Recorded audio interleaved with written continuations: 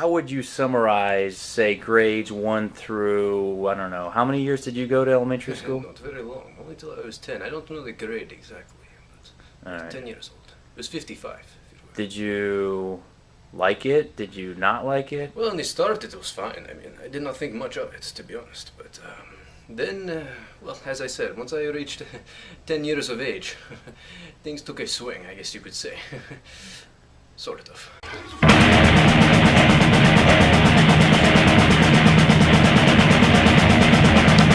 Okay. Do you care to elaborate on that? I believe I shall.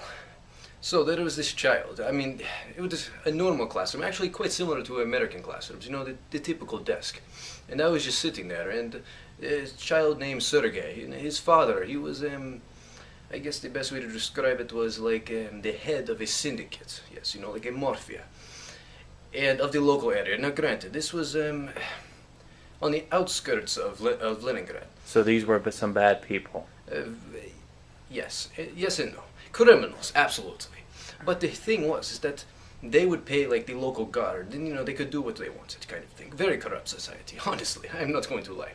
But as I was saying, so there was this time, and Sergei, the child of the head syndicate, his name was the Soviet Bear. I did not know his actual name my entire life, but I knew him by that.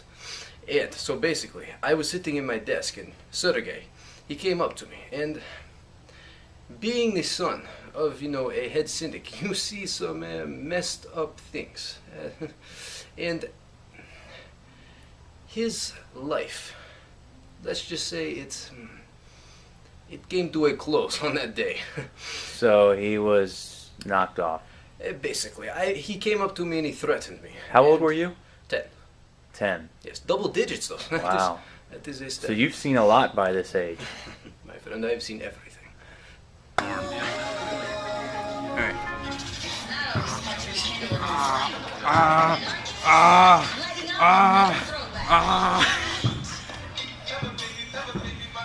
And so the next day I was sitting, exact same classroom. And believe it or not, the very first time I met the Soviet Bear was in that day.